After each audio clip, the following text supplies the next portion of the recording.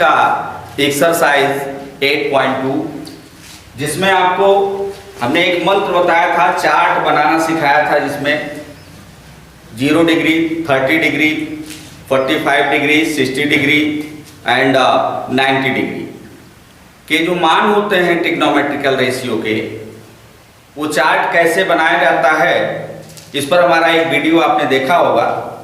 और अगर आपको वो बात समझ में आ गई होगी तो फिर sin 60 की वैल्यू क्या होती है, cos 30 की वैल्यू क्या होती है, या tan 45 की वैल्यू क्या होती है, ये सब चीजें आपको कंठस्थ हो गई होंगी, लर्न हो गई।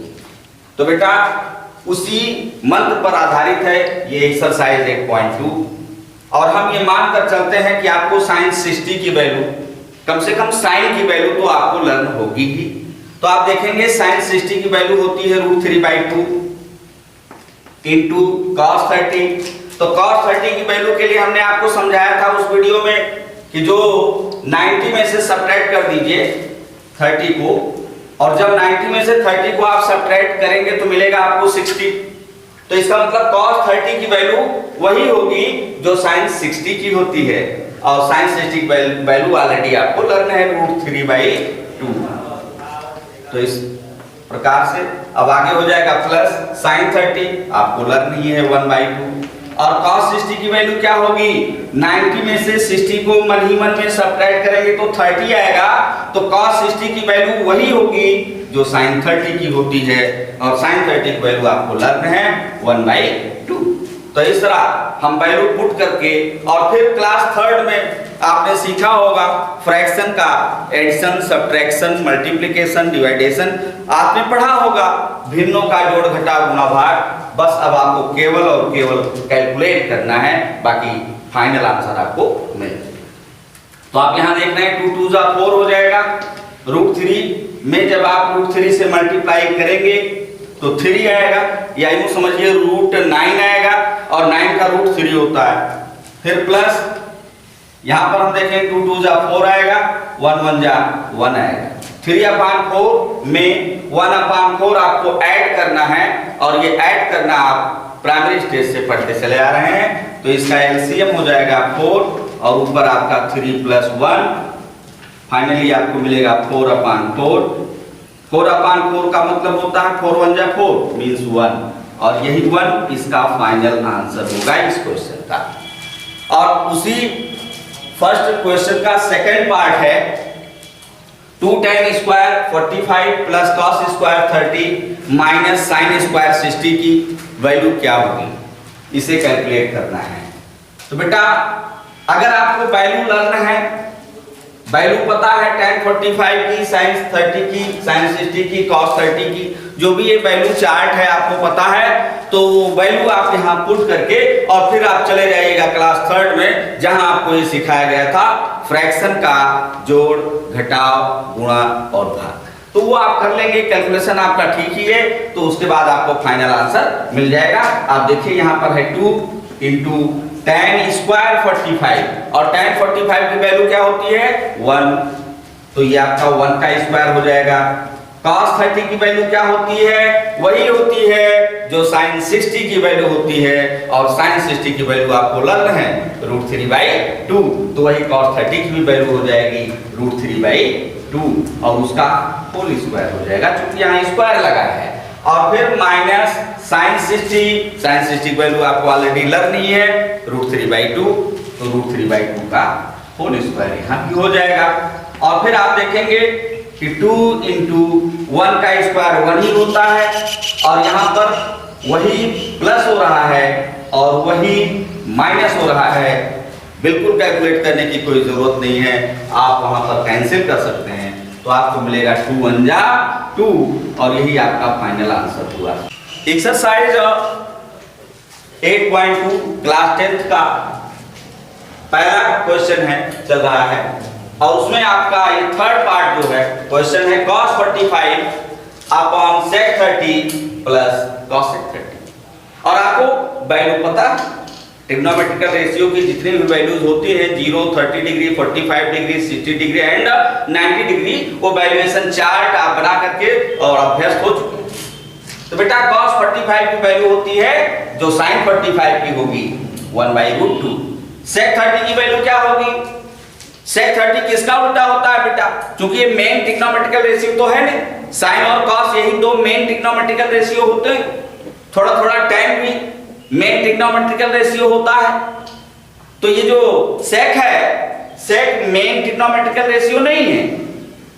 तो आप सोचिए किसका, इसको मेन में बदलना है, मेन में सोचना है। तो आप जानते हो sec cos का उल्टा होता है। किसका उल्टा होता है? cos का। तो अगर आपको cos 30 की वैल्यू मिल जाए, वही वैल्यू आप पलट देना तो sec 30 की वैल्यू हो जाएगी, क्योंकि cos का उल्टा sec होता है। तो cos 30 की वैल्यू क्या होगी ये सोचो। cos 30, अरे सर ये तो sin 60 की वैल्यू के बराबर होती है cos 30। तो हाँ, sin 60 की वैल्यू क्या होती है? √3/2। तो इसीलिए cos 30 की वैल्यू क्या होगी? √3/2। और अगर cos 30 की वैल्यू है √3/2 तो sec 30 की वैल्यू √3/2 का उल्टा यानी 2/√3 हो जाएगा, नो डाउट। फिर प्लस तो रहेगा ही। cosec 30 की वैल्यू आपको सोचना है। cosec 30, cosec sin का उल्टा होता है, हाँ होता है। तो जो sin 30 की वैल्यू होगी सोचो 1/2, उसी का उल्टा cosec 30 की वैल्यू हो जाएगी। तो इसका मतलब sin 30 की वैल्यू होती है 1/2, तो cosec 30 की वैल्यू हो जाएगी 2/1। और फिर नेक्स्ट लाइन में हम चलेंगे तो ये आपका 1/√2 ऊपर रहेगा ही, और नीचे √3 और 1 का एलसीएम √3 हो जाएगा, और ऊपर आएगा 2 + 2√3। यहां तक आपको कोई प्रॉब्लम नहीं। फिर आप देखें ये जो अपॉन वाली लाइन है, जिसका मतलब होता है डिवाइड करना, भाग करना, तो इसको हम भाग को गुणा बना लेते हैं, डिवाइड को मल्टीप्लाई बना लेते हैं, और आगे वाला जो फ्रैक्शन है उसको रेसिप्रोकल कर देते हैं, पलट देते हैं। तो ये आपका 1/√2 हो जाएगा, और ये जो डिवाइड है उसके स्थान पर मल्टीप्लाई हो जाएगा, और फिर ये पलट जाएगा तो √3/2 + 2√3 हो जाएगा। फिर अब नेक्स्ट लाइन में देखेंगे। नेक्स्ट लाइन में आपका ऊपर 1 से जब आप मल्टीप्लाई करेंगे √3 में तो √3 ही आएगा, नो डाउट। और नीचे √2 से एक बार 2 में मल्टीप्लाई करेंगे, और फिर √2 से 2√3 में मल्टीप्लाई करेंगे। तो जब 2 में मल्टीप्लाई करेंगे तो आएगा आपका 2√2 प्लस, फिर जब 2√3 में मल्टीप्लाई करेंगे √2 से तो ये 2 आपका रहेगा ही, √3 में √2 से जब मल्टीप्लाई करेंगे तो √6 आ जाएगा। और आपको पता है नंबर सिस्टम वाले चैप्टर में आपने सीखा होगा क्लास 9th में कि हर का परिमेयीकरण कैसे किया जाता है, रेशनलाइज हम कैसे करते हैं। तो बेटा जोड़ीदार से मल्टीप्लाई कर देते हैं, जोड़ीदार से ऊपर भी नीचे भी मल्टीप्लाई कर देते हैं। नीचे वाले का जो जोड़ीदार है यानी डिनोमिनेटर का जो संयुग्मी है, कन्ग्रुएंट है, उससे हम इसको मल्टीप्लाई कर देते हैं। तो ये आपका हो जाएगा 2√2 - 2√6। प्लस का जोड़ीदार माइनस होता है और माइनस का जोड़ीदार प्लस होता है, तो 2√2 - 2√6 से हम ऊपर नीचे मल्टीप्लाई कर देंगे। तो फिर आपको मिलेगा नेक्स्ट लाइन में अपॉन की लाइन तो रहबे करेगी बराबर, और बराबर की सीध में हमेशा लाइन खींचना चाहिए। तो √3 से जब हम ऊपर मल्टीप्लाई करेंगे तो हमें मिलेगा 2√6, और फिर माइनस 2√18, 6 3 जा 18, 2√18 मिल जाएगा। और फिर आप नीचे देखें वही दोनों जुड़ रहा है, वही दोनों घट रहा है, वही दोनों जुड़ रहा है, वही दोनों घट रहा है। तो आपने अलजेब्रिक एक्सप्रेशन में फार्मूला पढ़ा होगा कि दोनों का होल स्क्वायर हो जाएगा और बीच में माइनस हो जाता है। First plus second into first minus second means first square minus second square. तो आपका नीचे है 2√2 फर्स्ट है इसका होल स्क्वायर, और माइनस सेकंड का होल स्क्वायर सेकंड पार्ट है 2√6, तो 2√6 का होल स्क्वायर हो जाएगा। और फिर आप देखेंगे नेक्स्ट लाइन में आपको मिलेगा 2√2 का होल स्क्वायर मींस 2 का स्क्वायर होता है 4 इंटू √2 का स्क्वायर हो जाएगा 2, फिर माइनस 2 का स्क्वायर हो जाएगा 4, √6 का स्क्वायर 6। ऊपर देखेंगे 2 और √6 का मतलब होता है 2 × 3, फिर -2 रूट 18 और 18 का जब हम प्राइम फैक्टर करेंगे तो हमें मिलेगा 2 इंटू 3 इंटू 3। तो आप देख रहे हैं यहां पेयर बन रहा है, तो ये तो जेल के बाहर आ जाएगा, इसकी जमानत हो जाएगी। जिसका जोड़ा बन जाता है वो जेल के बाहर आ जाता है, और जिसका जोड़ा नहीं बनता वो जेल के अंदर ही रहेगा, यानी अंडर रूट के अंदर ही रहेगा। तो इस तरह आप देखेंगे कि नीचे आपको 4 इंटू 2 मीन्स 8 मिल जाएगा, और 4 6 जा 24 मिल जाएगा, है ना। और ऊपर आपको मिलेगा 2 इंटू 3 का मतलब पेयर किसी का नहीं बन रहा है, तो रूट 6 फिर से हो जाएगा, -2 यहां आपका पेयर बन रहा है तो ये बाहर आ जाएगा, 2 ऑलरेडी पहले से बाहर था, 3 भी बाहर आ जाएगा, और अंडर रूट के अंदर बचेगा 2। तो इस तरह नीचे आया आपका -16 आया, और ऊपर आप देख रहे हैं कि हो जाएगा 2√6 -6 √2। और ऊपर आप देखिए कॉमन है, ऊपर 2 कॉमन है, तो आप 2 कॉमन ले सकते हैं, और फिर ब्रैकेट में बचेगा √6 -3 √2, और नीचे आपका -16 है, -16 है। तो ये आपका 2 से 16 जब कैंसिल करेंगे आप तो आपको मिलेगा 8। और कटता कब है, कैंसिल कब होता है? न्यूमरेटर और डिनोमिनेटर को हम कैंसिल कब कर सकते हैं बेटा? जब न्यूमरेटर में भी 1 टर्म हो, डिनोमिनेटर में भी 1 टर्म हो, यानी अंश में भी एक पद हो, हर में भी एक पद हो, तभी कटता है। तो कटता कब है? जब एक पद हो। कटता कब है? जब एक पद हो। तो अब एक पद है ऊपर भी और एक पद है नीचे भी, अब हम इसको कैंसिल कर सकते हैं। तो 2 8 जा 16 होता है, तो नीचे आ गया 8 -8। और बेटा न्यूमरेटर को तो हम कुछ भी करें, प्लस माइनस चाहे जो हो, लेकिन अगर डिनोमिनेटर हमारा पॉजिटिव हो तो द बेस्ट होता है। तो द बेस्ट लाने के लिए हमने क्या किया कि ऊपर नीचे माइनस से मल्टीप्लाई कर दिया। तो नीचे जब माइनस से माइनस में मल्टीप्लाई करेंगे तो प्लस आ जाएगा, यानी +8 हो जाएगा। और ऊपर जब हम माइनस से मल्टीप्लाई करेंगे तो ये जो माइनस में है 3√2 वो प्लस में हो जाएगा, और ये जो प्लस में है √6 वो माइनस में हो जाएगा। तो इस तरह ऊपर हम लिख सकते हैं 3√2 -√6। और अब आपका द बेस्ट आंसर मिल गया इस क्वेश्चन का। एक्सरसाइज 8.2 क्लास 10th का पहले क्वेश्चन का 4th पार्ट है। sin 30 + tan 45 - cos 60 whole upon sec 30 + cos 60 + cot 45। और आपको पहले चार्ट सब पता है।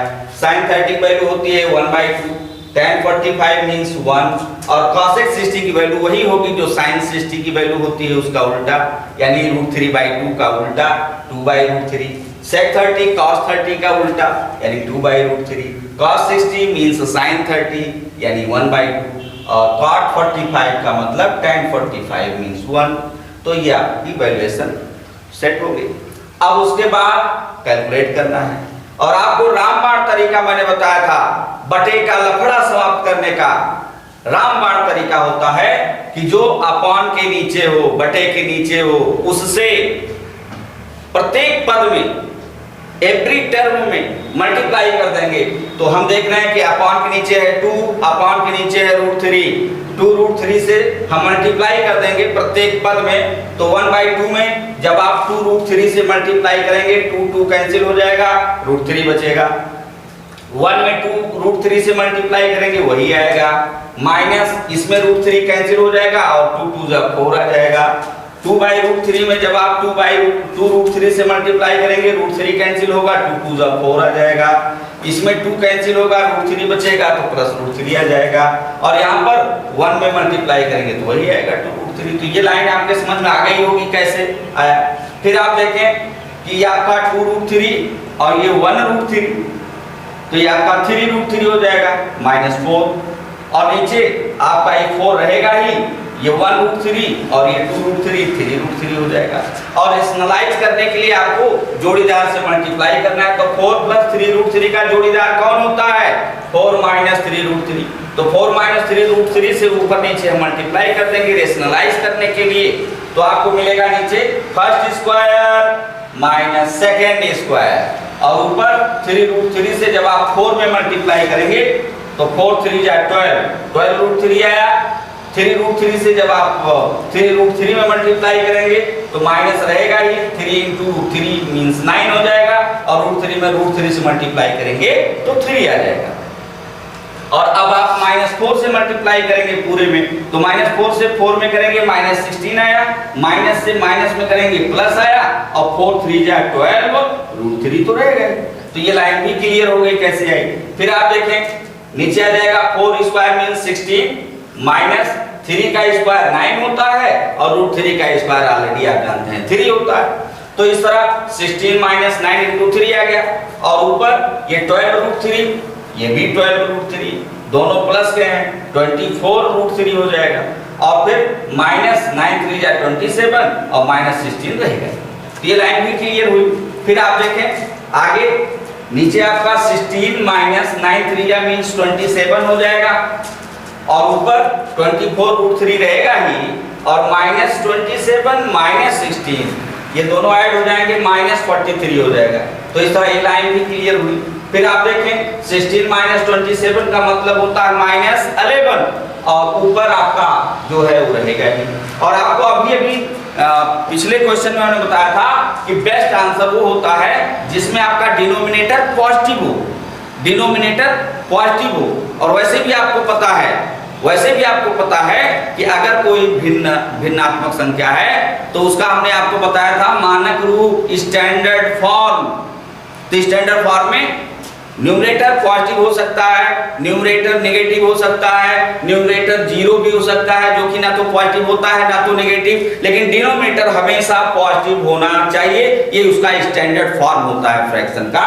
तो वही फ्रैक्शन का कह रहे हैं, रेशनल नंबर का।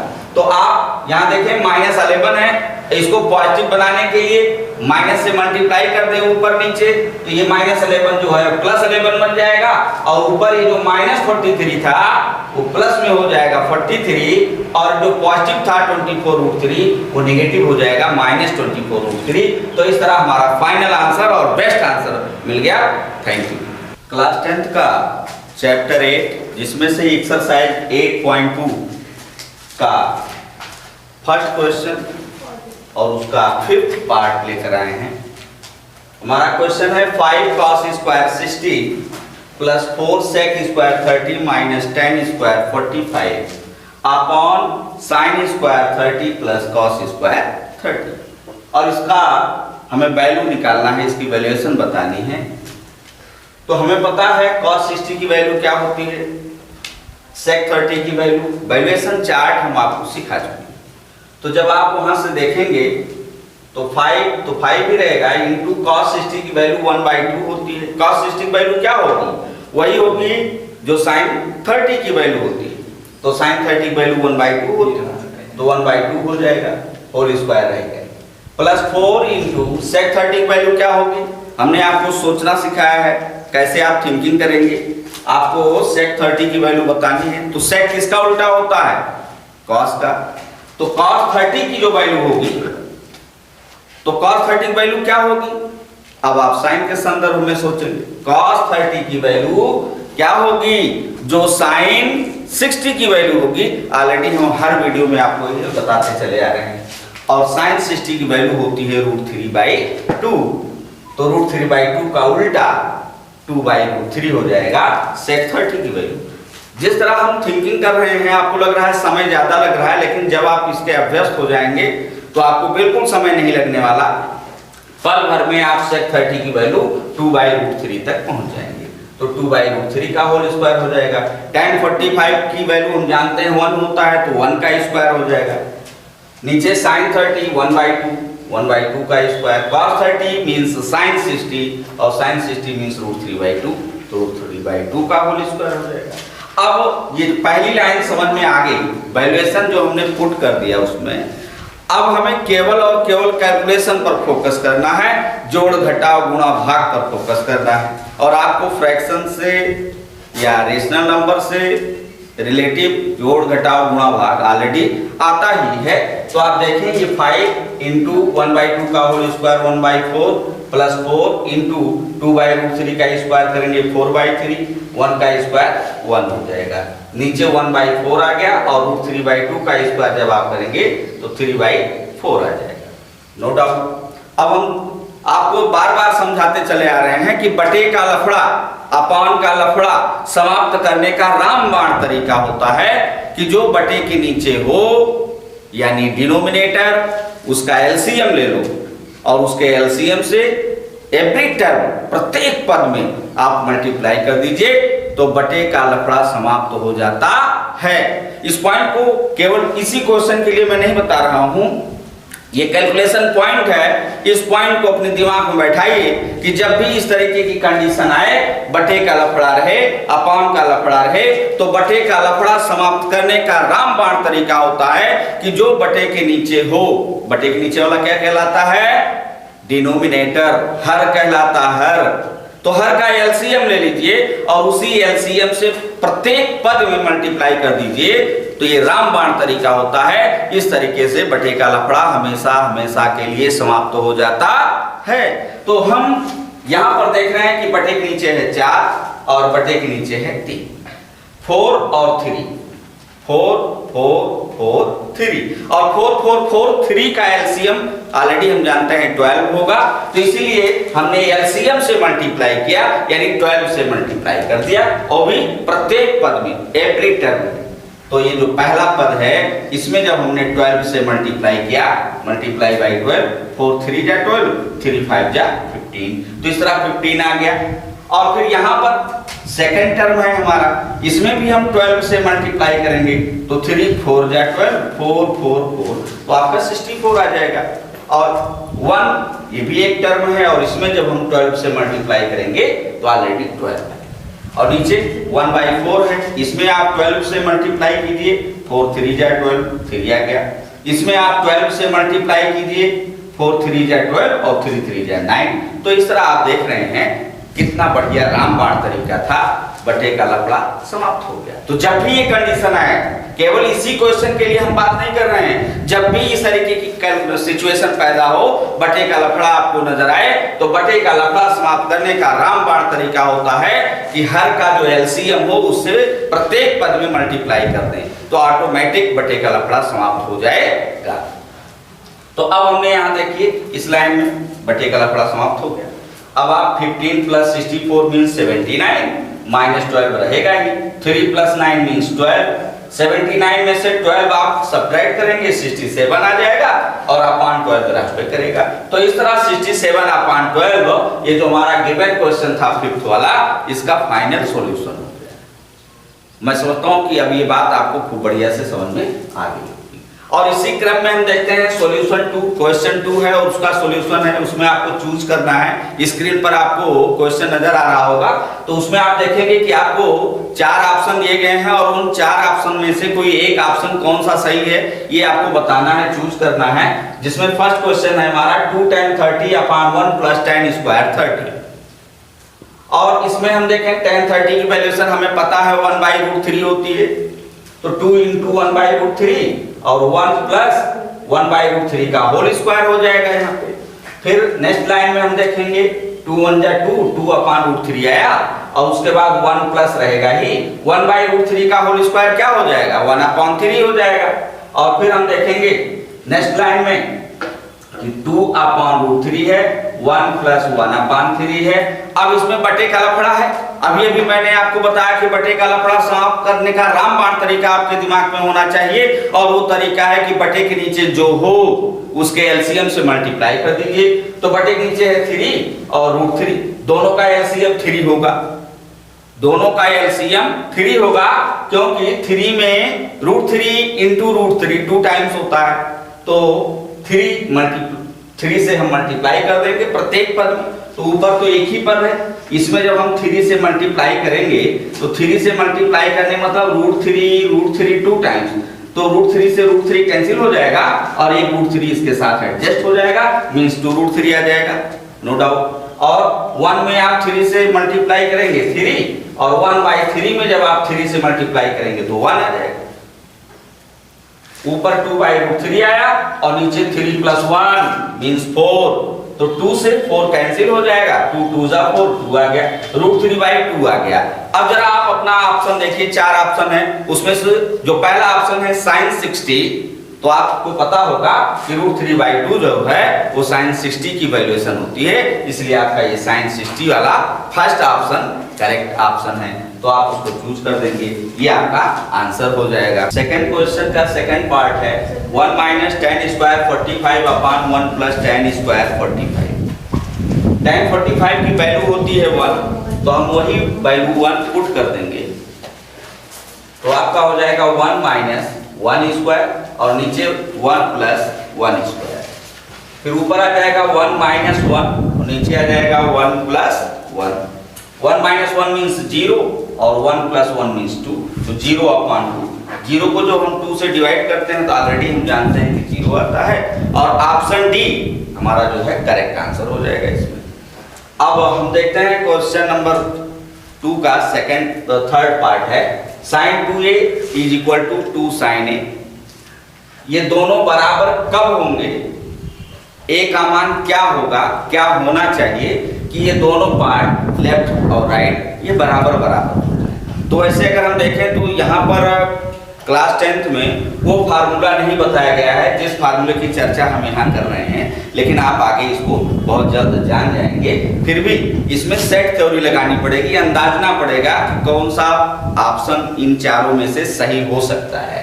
तो इससे अगर अभी हम 0 पुट कर दें, by the way a means 0 समझ लें, 0 डिग्री, तो sin 0 की वैल्यू 0 होती है, तो sin 0 की वैल्यू जब 0 हो जाएगी उसमें 2 से आप मल्टीप्लाई करेंगे तो ऑलरेडी 0 आएगा, तो आपका राइट हैंड साइड 0 हुआ। उसी तरह अगर यहाँ पर भी अगर हम 0 रखें तो 2 × 0 मींस 0 और sin 0 का मान 0 आएगा। तो बिल्कुल स्पष्ट है कि a का मान 0 डिग्री होना चाहिए। ये तो है अंदाजने वाला सिस्टम, लेकिन अगर हम इसको कैलकुलेट करना चाहें तो थोड़ा सा देखें। sin 2a का फार्मूला होता है 2 sin a cos a, आगे पढ़ेंगे आप, 2 sin a cos a, और इधर ऑलरेडी 2 sin a है ही, वो रहेगा ही, × 1 हम कर सकते हैं, क्योंकि 1 से मल्टीप्लाई करने पर कोई इफेक्ट नहीं पड़ता, तो × 1 हमने कर दिया। अभी जो 2 sin a है इसको हम लेफ्ट हैंड साइड में ले आएंगे तो अपॉन 2 sin a हो जाएगा, और 2 sin a कैंसिल हो जाएगा, बचेगा cos a = 1, और हम ऑलरेडी जानते हैं कि cos के कितने अंश का मान 1 होता है। जरा सोचो sin के कितने अंश का मान 1 होता है, अरे सर sin 90 का मान 1 होता है, 90, तो 90 में से 90 सब्ट्रैक्ट करिए, ये मैंने आपको सिखाया ना sin से cos की वैल्यूएशन प्राप्त करने के लिए, तो इसका मतलब 90 में से 90 जब हम सब्ट्रैक्ट करेंगे तो आएगा 0। अगर sin 90 की वैल्यू होती है 1 तो cos 0 की वैल्यू भी होगी 1, तो 1 के स्थान पर हम cos 0 लिख सकते हैं। तो इस तरह हमें ये इक्वेशन, ट्रिग्नोमेट्रिकल इक्वेशन मिला, cos a = cos 0, और जब हम कंपेयर करेंगे तो a = 0 हो जाएगा।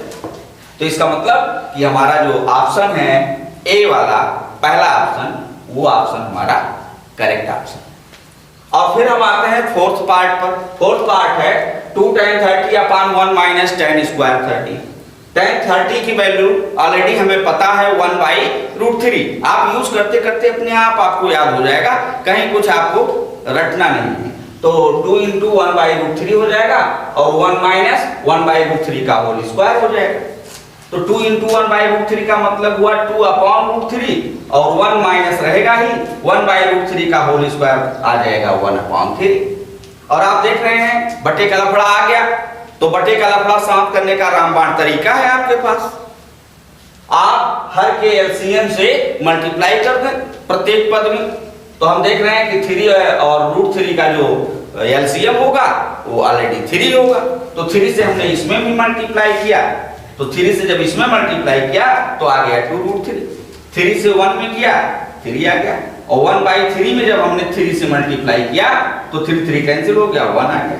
तो इस तरह ऊपर आया 2/√3 और नीचे आया 3 - 1, तो 3 - 1 का मतलब होता है 2, तो 2 और 2 कैंसिल हो जाएगा, बचेगा आपके पास √3। अब जरा आप सोचें √3 किसकी वैल्यूएशन है, तो जो ऑप्शन दिए गए हैं उस ऑप्शन में आप देखेंगे ऑप्शन सी कि tan 60 दिया गया है, और आप जानते हैं tan 60 की वैल्यूएशन होती है √3, तो इसलिए आपका ऑप्शन सी करेक्ट ऑप्शन हो जाएगा।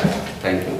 हमारा थर्ड क्वेश्चन है, if tan a plus b equal to √3 and tan a minus b equal to 1 by √3, find the value of a and b where a plus b is greater than 0 degree and a plus b is less than or equal to 90 degree and a is greater than b। यानी question में दिया है कि a बड़ा है b से, a is greater than b, a बड़ा है b से। अगर a बड़ा ना होता b से तो यहाँ ये tan a माइनस b जब हम करते तो ये निगेटिव आता, इसलिए उसने ऑलरेडी दे रखा है। उसका जो दे रखा कोई विशेष मतलब नहीं है यहाँ पे कैलकुलेशन में, सेंसिटिव मतलब तो है लेकिन उसका कैलकुलेशन में कोई यूज फिलहाल नहीं है। लेकिन दिया क्या गया है, a is greater than b and a plus b is less than और equal to 90 degree and greater than a plus b जो है वो 0 से बड़ा और 90 से छोटा या 90 के बराबर हो सकता है। फिलहाल इसका हमें कहीं कोई यूज नहीं करना है बेटा, आपको a और b की वैल्यू। तो हमारे पास गिवन पॉइंट में फर्स्ट पॉइंट है tan a plus b equal to √3। Next line में tan a plus b equal to tan 60 हो जाएगा, क्योंकि √3 की वैल्यू क्या होती है, tan 60। अगर इधर tan है तो इधर भी tan के बारे में ही हम सोचेंगे। इधर tan लिखा है, इधर हम sin के बारे में सोचें कि sin के कितने अंश का मान √3 होता है, तो ऐसे नहीं सोचना है। अगर इधर tan है तो इधर भी आप tan के बारे में ही सोचेंगे, तो ये आपका tan 60 हो जाएगा।